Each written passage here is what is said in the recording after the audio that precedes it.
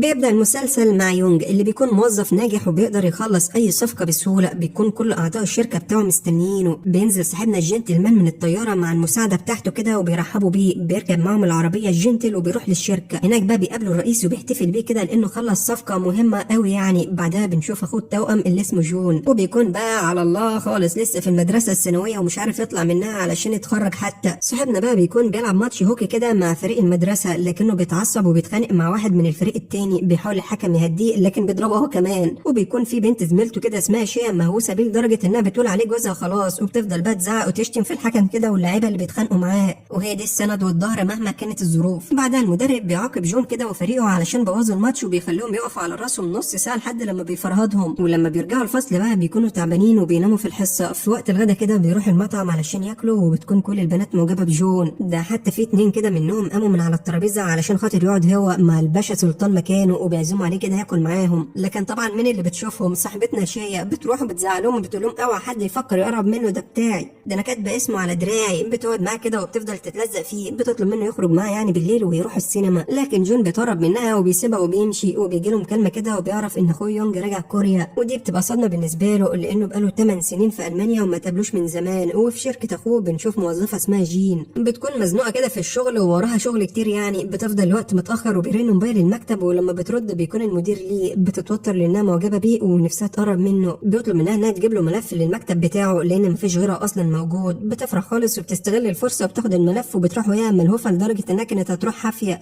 بس اول حاجه بتعملها بتروح الحمام علشان تتاكد ان شكلها جميل. بتلاقي كده موظفه بتحط ميك اب وبتستلف منها الروج وما بتكونش متعوده تستخدمه، فزي ما انت شايف كده عزيزي بتبوظ الدنيا خالص. وبتروح بقى المكتب المدير وبتفضل بص عليه كده وهو بيتكلم، ولما بيخلص بتديله الملف وبيشكرها المدير. وبيكون اول مره ياخد باله منها اصلا، وبيعزمها كده تحضر العشاء اللي الشركه عاملاه للموظفين. بتفرح خالص وبتخرج من عنده وهي مش مصدقه انها اتكلمت معاه اصلا. بعدها جون بيروح لمحل والده وبيلاقيه شاري حاجات كتير من السوق. بيرجعوا مع بعض البيت علشان يحضروا العشاء. بيكون والده فرحان ان ابنه هيزورهم يعني، لكنهم بيفضلوا مستنيينه كتير لحد لما الاكل بيبرد وبيعرف ان هو مش هيجي. بيحس الاب بالاحباط كده. في نفس الوقت بيكون مساعد يونج مستنيه في المطار، لكن الغريب بقى ان الطياره وصلت وهو ما جاش فيها. بيحاول يتصل بيه لكنه مش بيرد. بتروح جين كده تحضر العشاء في الشركه وبيقعد المدير قدامها، وصاحبتنا ما بتصدق. بتقول خلاص بيلمح لي معجب بيها يا جدعان اعمل ايه؟ لا وبتتاكد اكتر بقى لما بيصب لها تشرب كده وبتقول بس هو كده بيحبنا خلاص. بيروح الحمام يغسل ايده وبتروح وراه. بتقرر تعترف له بمشاعرها. بتقول انها معجبه بيه من زمان. بيستغرب المدير من تصرفاتها لانه لسه عارفها امبارح. بيكسر بقى قلبها وبيقول ان هو مش معجب بيها ولا حاجه وبيسيبها وبيمشي. بتنصدم هي كده انها اترفضت وبتروح محل وبتفضل تشرب. بتخبط راسها في الحيطه وبتكون عايزه تموت نفسها من الاحراج. بيجي صاحب المحل وبيقول لها بقول لك ايه، لو بتفكري تموتي نفسك بره بقى الله يصلح حالك. وبتطلع بره وبتركب الاتوبيس وبتفضل تبعت رسائل صوتيه للمدير بتعتذر له لحد لما الموبايل بتاعها بيفصل. في نفس الوقت بيركب جون معاها كده وبتطلب منه تبعت رساله يعني من موبايله، وبيضطر يديهولها لكنها بتاخده وبتنزل من الاتوبيس. وبيضطر جون انه ينط من الشباك ويفضل يدور عليها، وبيلاقيها بقى نايمه على الارض وبياخد منها الموبايل، لكن بيخاف عليها كده وبيحاول يصحيها، وهي طبعا ما بتكونش في وعيها وما بيرضاش يسيبها لوحدها. بيتصل برقم المدير وبيقول له العنوان علشان يجي ياخدها. بيغطيها كده بورق جرايد يعني وبيمشي، وبيضطر المدير يروح لها فعلا. بعدها جون بيرجع للبيت وبيلاقي مساعد اخوه هناك. بيتفاجئ المساعد لما بيشوفه لانه شبه يونج بالظبط، وبيقول لهم ان هو استناه في المطار لكنه ما جاش. وبيطلب منهم بقى يعني لو كلمهم او عرفوا مكانه يبلغوه لانه رئيس الشركه عايزه ضروري. بيسيبهم وبيمشي. بيقلق والده على يونج كده وبيكون عايز يبلغ الشرطه ان هو مفقود، لكن جون بيمنعه بيقول له ان اكيد راح عند حد من اصحابه ويظهر بكره. وبالليل بيكون جون نايم وبيصحى على حد بيتصل بيه وبيكون رقم مجهول. بيرد بيتفاجئ ان هو اخوه. بيقول ان هو محتاج مساعدته. بيطلب منه يروح الشغل مكانه ويمثل ان هو. بيستغرب جون من كلامه وبيساله عن مكانه، لكن يونج بيقول له مفيش وقت للنقاش وبيطلب منه ينفذ كلامه وهيشرح له بعدين يعني. بيقفل السكه وبيكون جون محتار ومش عارف يعمل ايه. تاني يوم بتصحى جين وبتلاقي نفسها في بيت غريب كده وبتبدا تفتكر اللي حصل امبارح. بتلاقي ورقه بتقرا اللي فيها. بتلاقي من المدير بيقول لها انها لما تصحى يعني تاخد بعضها وتطلع بره بالذوق. فبتطلع وهي حاسه بالاحراج تاني. ولما بتروح الشركه بتدخل مكتبه وبتعتذر له على المشاكل اللي سببتها له. ولما بتخرج من عنده بتتصل باختها كده وبتسالها نامت فين امبارح. وبتتضح بقى انها تبقى اخت شيا. وفي الوقت ده بيكون جون في المدرسه وبيستعد علشان يلعب مباراه مهمه، لكن بيفتكر كلام اخوه. بيقرر يهرب من المدرسه علشان يساعده. بيحاول المدرب يجري وراه كده، لكن جون بينط من فوق البوابه وما بيعرفش يحصله. بيركب تاكسي وبيروح لعنوان شقه اخوه بعتها له. فبيلبس بدله جديده كده وبيغير شكله وبيبقى شبه اخوه بالظبط. بيتصل بيه وبياخد منه عنوان الشركه وبيقول له يدخل ويسمع كلامه بالظبط، ولو انا مش موجود فاسمع كلام المساعد بتاعي لان ما بثقش في اي حد غيره. وبيكون جون متوتر ومش عارف يعمل ايه، لكن بيضطر ينفذ كلام اخوه. بيدخل الشركه وبيعرف الموظفه على انه يونج يعني، وبتقول له على مكان المكتب بتاعه. وبيكون وظيفته مدير المبيعات. واول لما بيدخل بيتفاجئ الكل كده وبتعجب بيه كل الموظفين لانه صغير في السن وسيم. بعدها بيدخل وبتبدا واحده بواحده تدخل له كده يعني ورا الثانيه وبيحاولوا يقربوا منه وبيكون جون متوتر ومش عارف يتعامل معاهم. بيوصل هنا المساعد وبيتفاجئ لما بيعرف ان يونج وصل، لكن لما بيدخل بيعرف ان هو اخوه التوأم. بيتصدم كده وما بيكونش عارف يعمل ايه وبياخده وبيروح للسكرتير بتاع الرئيس وبيكون هو كمان مبهور لانه شبه اخوه بالظبط، لكنه بيكون خايف رئيس الشركه يعني يعرف الحقيقه ويطردهم وبيحاول يلاقي سبب مقنع يمشيه بيه. لكن فجاه بيدخل عليهم الرئيس، يا ريتنا جبنا سيره لايك او اشتراك كانوا زمانهم عملوه يعني، وبيضطروا يعرفوا جون عليه. يعني بيعجب الرئيس بيه لانه قدر يوصل لمنصب المدير في سن صغير خالص وبيقول له ان هو متحمس لشغله. ولما بيمشي بيضطر المساعد يشرح لجون يعني طبيعه الشغل لانهم اتدبسوا فيه، وبيقولوا بقى ان هم شركه بيع وشراء عقارات. فجون بيقول له يعني بتعملوا ايه برضه يعني مش فاهم والله. اصل انا نسيت اقول لك حاجه، انا مش ذكي زي اخويا خالص وفاشل في الدراسه ونفسي اتخرج ومش عارف، انت هتعرف طريقه تخرجني بيها؟ بقول لك ايه، انا هروح كده الحمام اخرج قصدي يعني اتصل على واحد صاحبي واجي. وفعلا بيروح بيتصل بصاحبه، بيقولوا بقى ان المدرب متعصب منه علشان هرب من التدريب ولازم يجي بكره. ولما بيخرج من الحمام بيقابل المدير ليه، بيعزمه يروح مكتبه علشان يتعرف عليه. بيضطر يوافق علشان ما يشكش فيه يعني، وبيكون ليه حاسس كده ان هو سمع صوته لانه كلمه امبارح في الموبايل. وفي الوقت ده بتوصل جين للشركه، بتكون حاسه بالاحراج من اللي حصل مع المدير ليه يعني، وبتحاول انها تهدي نفسها. ولما بترجع للمكتب بتطلب منها واحده من الموظفين توصل ملف لمكتبه، بتضطر توافق. ولما بتدخل بيشوفها جون وهو خارج وبيتفاجئ انها البنت اللي شافها في الاتوبيس وخدت منه الموبايل، لكنها ما بتكونش فاكره حاجه. بيسيبها هو وبيروح لمكتبه وبيروح للمساعد، بيطلب منه يبعد عن المدير ليه لانه ذكي وممكن يكشفه، وبيديله كده ملفات يقراها علشان يفهم طبيعه الشغل. وبيكون جون متضايق لانه ما بيحبش المذاكره ولا الحفظ. بعدها بيطلب من جين تدخل له مكتبه علشان يتاكد اذا كانت فاكراه ولا لا يعني. بيطلب منها انها تشتري له اكل وبتكون مستغربه، لكنها بتضطر تنفذ كلامه لانه المدير برضه مش اي حد يعني. بيخلص شغله وبيركب الاتوبيس علشان يروح، وبتكون جين هي كمان راكبه معاه لكنها مش بتشوفه وبتنام على نفسها. وبيضطر جون يرمي عليها ورقه يعني علشان تصحى تنزل بيتها. بعدها بينزل وبيغير هدومه وبيلبس هدوم المدرسه، بيرجع البيت وبينام على نفسه كده من التعب من غير حتى ما يتعشى. وتاني يوم بيضطر يصحى بدري وبيروح المدرسه. بيزعله قائد الفريق علشان هرب من التدريب، وبيعرفه ان هو لو عمل كده تاني هيخلي المدير يطرده من الفريق كله. بعدها بيدخل الفصل وبيحضر اول حصه. بعدها بيهرب كده وبيروح على الشركه وبيشوف الرئيس وهو متاخر وبيعتذر له جون كده وبيقول له ان هو لسه متعودش على فرق التوقيت. اصل انت عارف بقى انا كنت عايش في المانيا يعني وجاي كوريا، اكيد في فرق توقيت فالدنيا لسه بتظبط بس. وبيروح على مكتبه وبتدخله موظفه كده بتمسك الموبايل بتاعه علشان تكتب له رقمها يعني، لكنه بياخدها منه بسرعه كده علشان خاف تشوف صورته وهو في المدرسه. نرجع بينا لشيا اللي بتعرف ان جون هرب من المدرسه وبتشك فيه، بتفتكر بيخونها ولا حاجه، امال لو مش مرتبط بيك اصلا. فصاحبتنا الحربايه بتكون حاطه له جهاز تعقب على الموبايل بتاعه وبتحدد مكانه وبتقرر تروح له. وفي الوقت ده بيكون جون في المكتب بتاعه وبيدخله موظف كده وبيفضل يكلمه في الشغل، لكن كلنا عارفين ان هو ولا فاهم اي حاجه. بيتصل بالمساعد وبيقول له الحان الله يصلح حالك، انا لازم ارجع المدرسه بسرعه علشان ورايا ماتش مهم. وبيمثل المساعد ان في اجتماع وبيقول له جون يروح يحضره. بيخرج جون من الشركه، لكن في نفس الوقت بتوصل شيء للشركه برضه وبتستغرب ان هو نفس المكان اللي اختها بتشتغل فيه. وبتشوف جون وهو خارج وبتجري وراه، بيحاول يهرب منها كده وبيدخل لاوضه وبتكون جين فيها وبيحط ايده كده على بقها علشان ما تعملش صوت. بيشوفهم كده المدير ليه وبيفتكر ان في حاجه بينهم يعني. في الوقت ده جون بيفضل مستخبي، بيجي موظف الامن وبيمسك شيء كده وبيطلعها من الشركه. بعدها جون بيخرج كده من الشركه وبيجري علشان يلحق الماتش، لكنه لما بيوصل بيلاقي الماتش خلص وفريقه خسر وبيعاقبه من المدرب بسببه. بيضرب القائد وبيقول له ان ده اخر تحذير ليه ولازم يحضر التدريبات والا هيطرده. وبيرجع بقى البيت وهو تعبان كده لانه بيقوم بشغل 2 في 1، وبيحلم كده بكوابيس ان هو بيلعب ماتش هوكي بلبس الشركه. وبيصحيه والده كده وبيكون لسه ما شبعش نوم برضه، وبيقول له سيبني بس كمان نص ساعه والله العظيم هدعيلك. بيقول له قوم يا ابني الله يصلح حالك. وبيروح بقى، واول لما المدرس بياخد الغياب بينط من الشباك، بيروح الشركه في ميعادها بالظبط وبيبدا يتاقلم على حياته الجديده. وبيهرب بقى في نص اليوم علشان يحضر التدريبات يعني، وبيرجع تاني بقى للشركه علشان يكمل شغله، لكنه كان بيرجع البيت مهدود لدرجه ان هو بينام على الارض اول لما بيوصل. تاني يوم بيركب الاسانسير مع جين والمدير ليه، ولما بينزلوا بيقول لها ان هو عارف انها معجبه بيه خالص، وبتكون جين مستغربه وعارف ازاي. بعدها بيروح على المكتب وبيفضل يلعب رياضه علشان يحافظ على لياقته. وبيدخل عليه المساعد بيقول له مش تخبط يا استاذ، فبتعصب المساعد علشان عايش دور المدير عليه يعني، وفي الاخر هو نصاب. وبيديله فيزة الشركه كده علشان لو حب يشتري اي حاجه، وبيحذره ان هو لازم ما يصرفش الفلوس ده على الفاضي. وبيفرح جون كده بيقول له لا عيب عليك، ازاي اصرفه على الفاضي، يلا يا رجاله كل الاكل على حسابي النهارده، اي خدمه اي خدمه، لا وكمان اغلى اكل كمان لاغلى ناس في الدنيا. وبيفضلوا كده يهتفوا باسمه علشان كريم خالص، وبيكون المساعد معاهم وهيتشل منه. وبيقولوا ان في اجتماع مهم مع الرئيس، وانا عايزك بس كل اللي تعمل تقول حاضر ماشي.